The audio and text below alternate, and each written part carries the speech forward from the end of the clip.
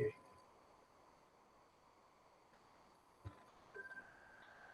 Okay, this is the first part of rate of change section of calculus that we're going to look at. Rate of change is a big idea in science. It's a big idea in mathematics, but it's a huge idea in science. Rates of change happen in many different forms. The first one we're going to look at is speed, like kilometers per hour. When you say kilometers per hour, it's actually a gradient because it's a rate of change of y, which is distance, with respect to x, which is time.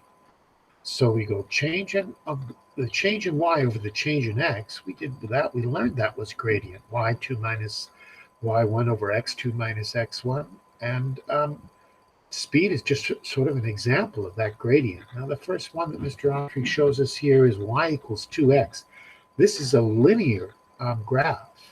It goes in a straight line, and it doesn't matter where we took 2 points here. If we found the ratio of this change in y, which is the rise, over the change in x, which is the run, we'd always get 2. The gradient would stay the same no matter which points we chose. Well, that's kind of that's a big deal there to see that linear equations have just one gradient.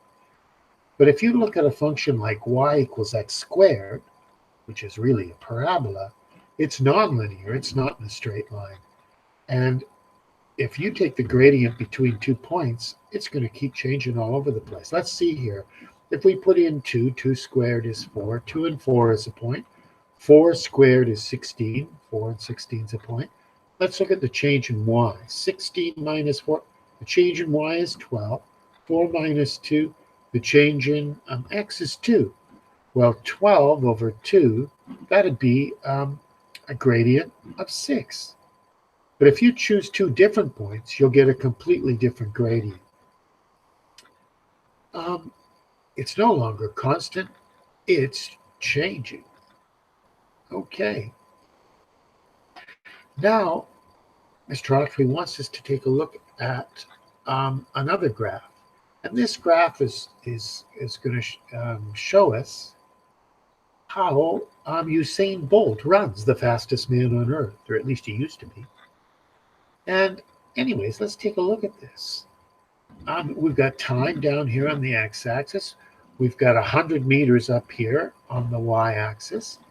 And it starts off like this, and then it curves up, and then it goes like this. Well, what's happening here? Well, when Usain Bolt runs, he doesn't start fast in the first split second. He picks up speed, and then he reaches a top speed, and then maybe he slows down near the end. He's kind of famous for taking it easy the last few meters. But at any point here, his velocity, his speed might be different. So it keeps changing all the way, okay? So, but if we wanted to figure out how fast he was going at any time, if this curve really represented it, we need a new type of math to be able to do it. This blue line here, a line that touches a curve at one point, it's called a tangent line. We'd like to know the gradient of that tangent line, and we're going to learn the math to do it. But I'm going to start in the next video explaining the next part.